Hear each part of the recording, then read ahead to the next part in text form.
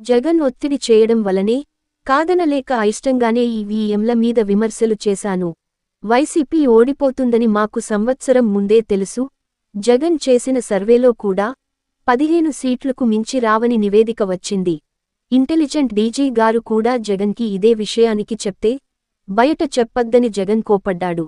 నాయకులు కార్యకర్తల్లో ఆత్మస్థైర్యం నింపడానికే వైనాట్ 175 నువ్వే మా నమ్మకం, నీతోనే భవిష్యత్ అనే కార్యక్రమాలు చేపట్టారు. జగన్ మూర్ఖత్వమే జగన్ పతనానికి కారణం. ఇక ఈ జన్మలో వైసీపీ గెలిచే అవకాశం లేదు. ఇక జగన్ సీఎం అయ్యే పరిస్థితి లేదు. జగన్ పై నమ్మకం లేక తమ కోసం నాతో పాటు చాలామంది వైసీపీ వీడేందుకు సిద్ధంగా ఉన్నారు.